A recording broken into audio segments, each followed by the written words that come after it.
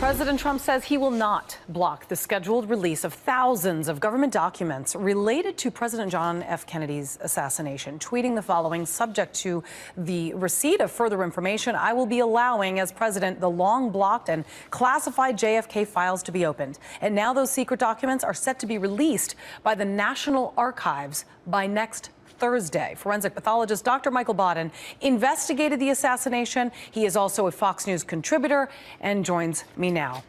Okay, first of all, let's just talk about the multiple theories, ones that you have disproven, and that is that there was more than one gunman. One gun, 3 shots. Right. Now, I was acting on behalf of the Congressional Committee investigating as chairman of the Forensic Science Panel of the House Committee. And we had access to lots of stuff. And there were 9 chief forensic pathologists on that board, the forensic board. We all agreed for 2 years of reviewing everything, going down to the different autopsy areas, and that there were 2 and only 2 bullet wounds that struck the president. Both were from behind. The first one fired, missed. The second one struck the president in the back, and the third one, the infamous headshot.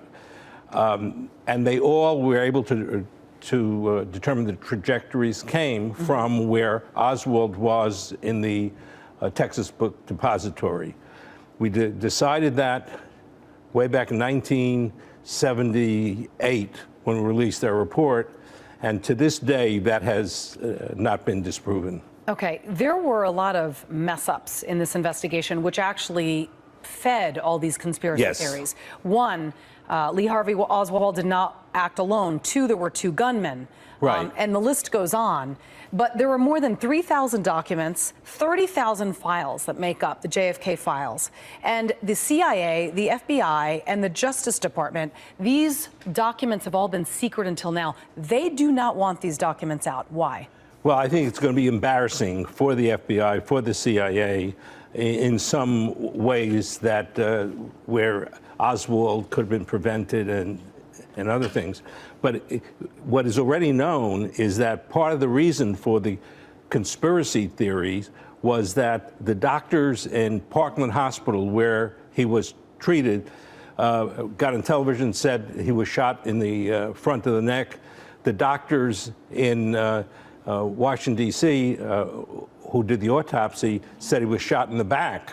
Therefore, it had to be a conspiracy. People said they saw somebody in the grassy knoll that was shooting, and the movement of the head, I think Geraldo Rivera mentioned, all gave misinformation that there were two shooters. If there are 2 shooters, conspiracy. In the final analysis of the House Select Committee on Assassinations, even though the forensic panel documented that were only 2 bullets from Oswald that struck the president, there was testimony from acoustic experts that they could tell from the sound that there was another bullet fired from the grassy knoll that missed the president.